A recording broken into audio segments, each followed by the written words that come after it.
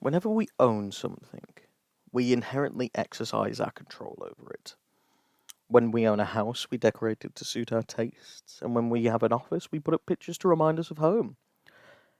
And when we take over a country, we try to manipulate the people living there into providing us with the various benefits they enjoyed before our arrival, exercising control over them while pushing them into the background, like the French in Haiti or the British in Ireland.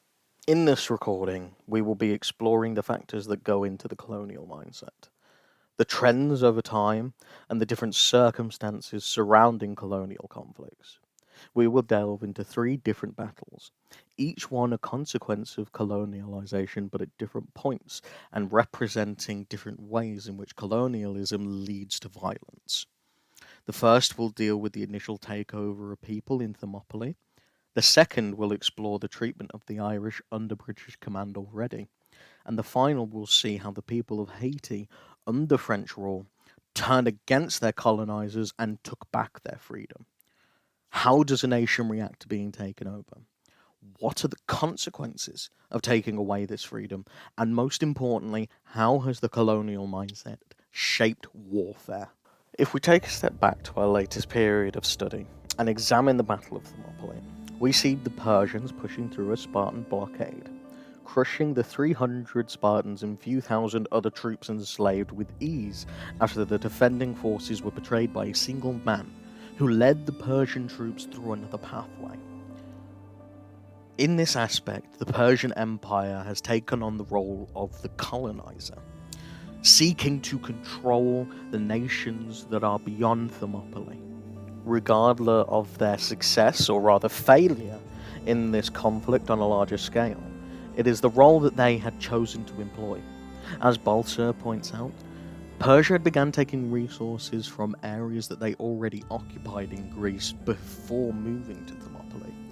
And a key element of colonizing involves taking from the land you now control. While it may also involve giving, the Persians were too far into this conflict to think about giving anything to anyone other than themselves to fuel the war effort. It is, however, important to recognize the Spartan resistance. Supposedly beforehand they had consulted the oracle, who foretold that the Spartan king Leonidas would fall for Sparta to remain free. And as stated by Nicholas Hammond, it is almost inconceivable that the Spartans would not have consulted the gods prior to battle.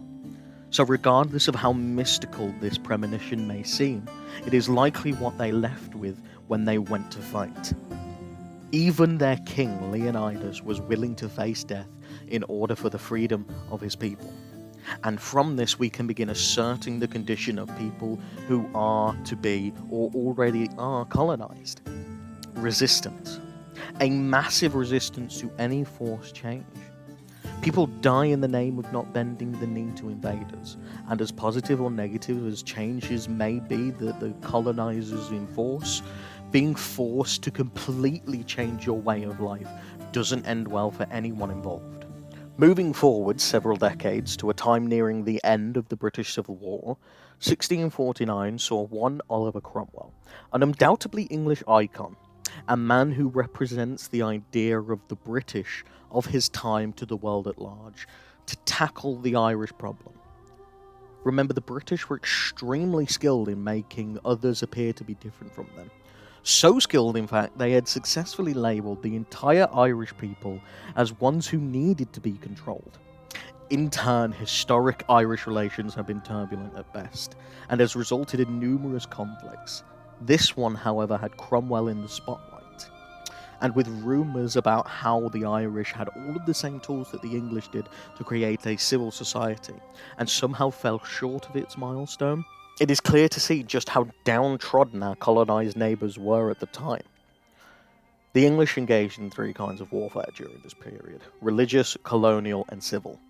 Inside of colonial warfare, the standard rules of engagement that were practiced in religious and civil were thrown aside, because the idea that barbarians deserved any kind of treatment that wasn't full and total domination was simply alien to the British.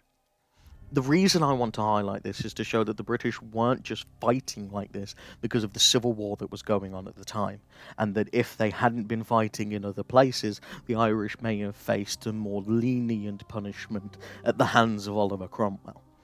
This was a result of the control that the British had over Ireland and is likely to have happened regardless of what had been going on in the world at the time.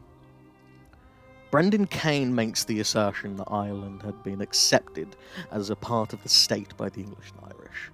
And while the Civil War takes place long after the Tudor period Kane refers to, it is still poignant, as this means the idea that both sides, as it were in reality one, and Drogheda is merely an extension of the Civil War, or alternatively another civil war entirely. However, the language used by the British towards the Irish is a stark contrast to this idea. Even if we accepted this view, the treatment of the Irish here fits too well into England's colonial ideas than their Civil War tendencies. And the Irish came to know this othering extremely well. When Cromwell began his siege on Drogheda, they felt it too. Sweeping into the town, English soldiers killed almost indiscriminately. However, to say so would be untrue, as the ones who received the harshest punishment were the Catholics that they could identify. For a man who holds an impressive public record, Drogheda is the stain on Oliver's tenure that will never come clean. Arguably, the disrespect his men showed was tempered and controlled moving forward, but the initial visceral reaction to the Irish is key here. The English believed they had a right, be it God-given or not, to attack these people. They truly believed that the Irish were so different and backwards that they didn't deserve to be treated humanely, at least initially. To quote Michael O'Seacheru, certain things were not allowed, and when it came to dealing with the Catholic Irish, Cromwell moved beyond that in his conduct of warfare. A trend that didn't start with him but engulfed him. A mindset truly connected to colonialism. A mindset that led to the persecution and bloodshed of the Irish in this period. Further down the timeline of cultural development, we arrive at the Haitian Revolution at the end of the 18th century. Following the French Revolution, one of their colonies saw an opportunity to rise up, using the same ideas that were set out in the revolution to give credence to their demands. One night, the various clans met in secret, and in the name of listening to the liberty that speaks in the heart of us all, they came together to end the oppression of the black population inside of Saint-Domingue. In an odd turn, years into the fighting, the French delegate Ligue Félicite Sonnax wrote a proclamation declaring that all men were free and equal, and extended this freedom and equality to the people of Saint-Domingue. For once, a colonialist truly encompassing the meaning of all. However, the people of France tried to fight back against this, seeing these people as somehow un-French, as to acknowledge them as such would delegitimize their hold over them as slaves. This anger and uproar was, however, overturned and legislation stood. This is a true marker of progress, that despite pre-revolution ideals and the hold that they had on the people of Saint-Domingue, when their values were tested, the people who held power stood by them, and stood by those who wanted the same liberties and freedoms that they had. At least it would have been if Napoleon hadn't tried to retake Haiti in 1802. While unsuccessful, it is unavoidable to conclude that even when your values lined up, colonizers do not respect colonizees. They are objects that are owned and objects that can be reclaimed. While they did secure their freedom, the price was astronomical, with 150,000 total dead. Being the single successful slave revolt of the era, it is clear to see why so many failed, when so many have to die in the name of freedom, because the colonist mindset refuses to let people go. With all of this in mind, what can be said for what has been branded as the colonist mindset?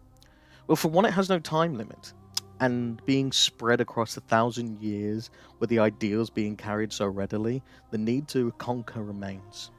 But also doesn't limit itself to one place. It seems that once somewhere has grown to size, it will seek out to own more to expand its influence or economy. One constant that has never changed, however, is that it always leads to violence. People won't stand to be owned. They won't stand to be ruled by people they fundamentally disagree with. They will always fight for their liberties. And it seems that this also leads to a clear disregard of life by the people who take over. As the colonist mindset begins to set in, it creates a superiority complex. It means that the standard rules of engagement in warfare no longer have to be obeyed. Regardless of the decade, place, or people, colonialism draws out death.